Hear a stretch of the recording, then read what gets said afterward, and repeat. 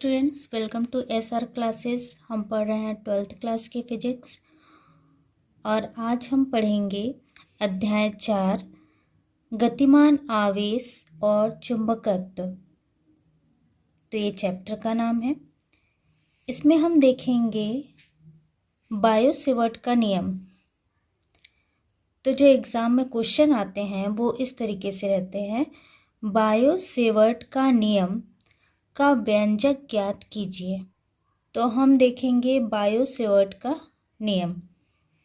तो इसमें हम देखते हैं बायो-सेवर्ट दो वैज्ञानिक हैं, एक है बायो और दूसरे हैं सेवर्ट। ये दोनों वैज्ञानिक ने एक नियम का प्रतिपादन किया जिसे कि बायो-सेवर्ट नियम कहते हैं। इस नियम के अनुसार हम देखते हैं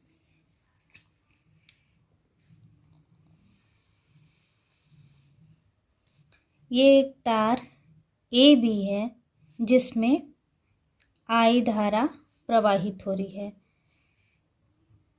तार ए बी है, इसमें इस दिशा में बी से ए की ओर धारा आई प्रवाहित हो रही है। इसमें एक कल्पांश ले लेते हैं, मतलब तार का एक छोटा सा भाग ले लेते हैं डी एल, और इसके सेंटर से आर दूरी पर एक बिंदु लेते हैं पी। इसकी दूरी हो जाएगी आर और यहाँ पे जो एंगल बनेगा वो बनेगा थीटा एंगल। ए बी एक चालक तार है जिसमें आई धारा प्रवाहित हो रही है। धारावाही चालक में एक अल्पांश ले लिए हमने डी एल, और ये चूंकि चुंबकीय क्षेत्र में रखा हुआ है तो इससे आर दूरी पर एक बिंदु पी है। पी पर चुंबकीय क्षेत्र की तीव्रता, इसको हम कुछ इस तरीके से लिख लेते हैं। माना ए बी एक चालक है जिसमें आई विद्युत धारा प्रवाहित हो रही है, तब इस धारावाही चालक के एक अल्पांश द्वारा उत्पन्न चुंबकीय क्षेत्र के किसी बिंदु पर चुंबकीय क्षेत्र की तीव्रता dB। मान लेते हैं ये बिंदु है, बिंदु P पर चुंबकीय क्षेत्र की तीव्रता dB। कंडीशन फर्स्ट, चालक में बहने वाली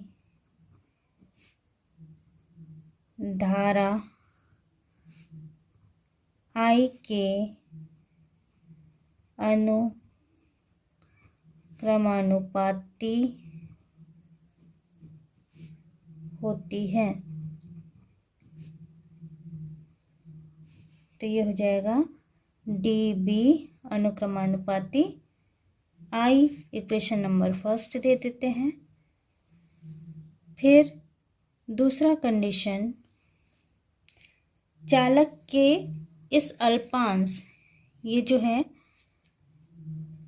ये वाला अल्पांश के अनुक्रमानुपाती होती है।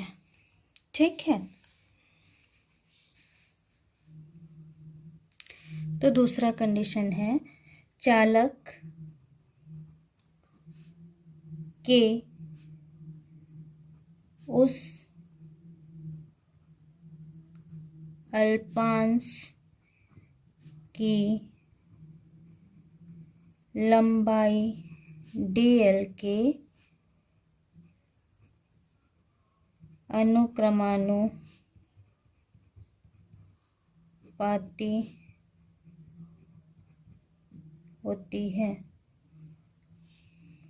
तो ये हो जाएगा dB अनुक्रमानुपाती चालक के अल्पांश की लंबाई है dl। इसको दे दिए इक्वेशन नंबर सेकंड।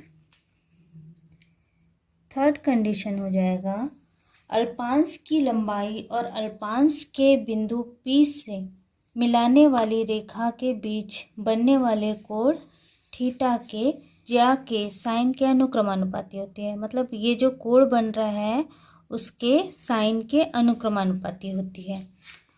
तो इसको इस तरीके से लिखेंगे, अल्पांश की लंबाई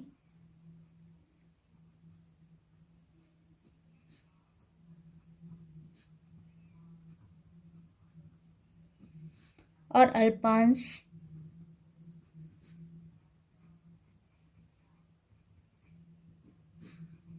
को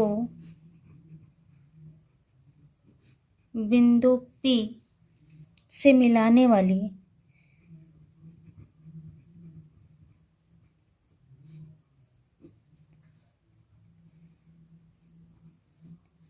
रेखा के बीच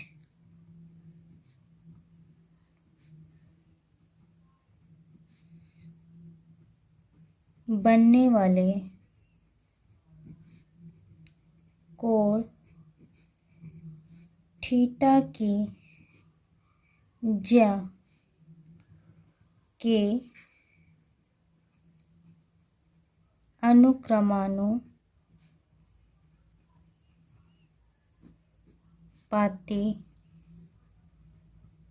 होती है। ज्या मतलब होता है साइन। ये जो ज्या दिख रहा है इसका मतलब होता है साइन। तो ये होगा DB अनुक्रमानुपाती साइन थीटा। मतलब ये जो है इस साइन थीटा के अनुक्रमानुपाती होती है।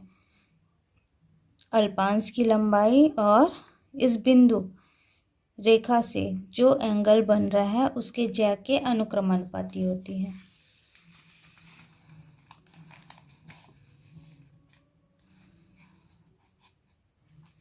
अब चौथा पॉइंट है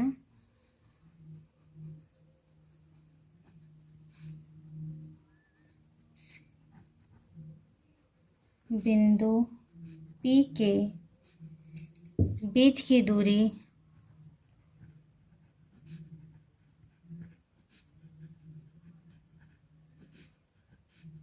R के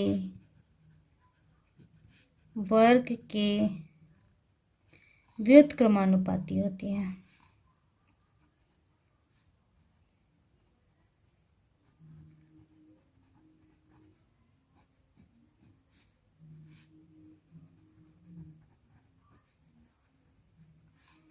तो DB व्युत्क्रमानुपाती R²।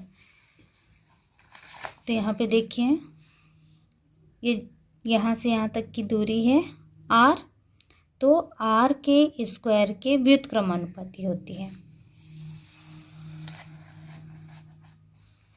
तो ये था हमारा क्वेश्चन नंबर 3 और ये है क्वेश्चन नंबर 4। चारों समीकरण को मिलाकर लिखने पर तो हम यहाँ पे लिखेंगे चारों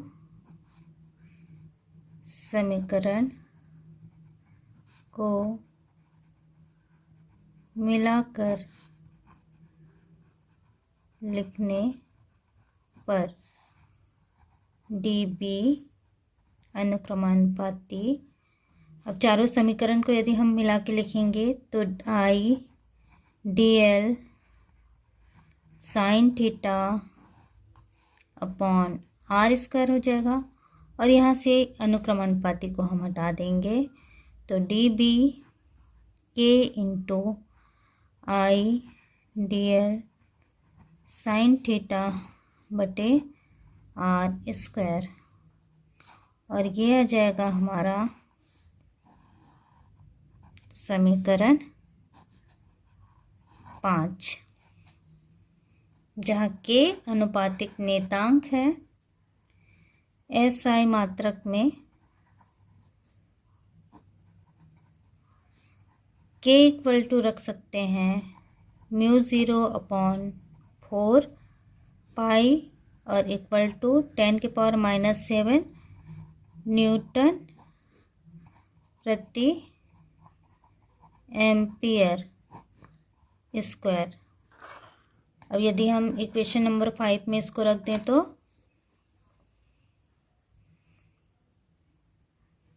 DB, इसलिए DB equal to 10⁻⁻7 I into DL into sine theta upon R²। ये जाएगा समीकरण 6 और यही हमको ज्ञात करना था। यही बायो-सेवर्ट का नियम है। ठीक है, तो हमने देखा बायो-सेवर्ट के नियम में एक चालक तार AB लिए, इसमें धारा I प्रवाहित हो रही है, इसमें एक अल्पांश dl है और बिंदु P r दूरी पर एक बिंदु P है। इन दोनों के बीच एंगल थीटा है। तो चालक में बहने वाली धारा I के अनुक्रमानुपाती होता है, तो dB I के अनुक्रमानुपाती होगा, उसके बाद dB dl के अनुक्रमानुपाती होगा, फिर dB साइन थीटा की ज्या के अनुक्रमानुपाती होगा और dB इस r के स्क्वायर के व्युत्क्रमानुपाती होगा। चारों समीकरण को जब हम लिख लेते हैं तो हमको ये मिलता है लास्ट में, ये इक्वेशन, और यही हमारा अभिष्ट समीकरण है।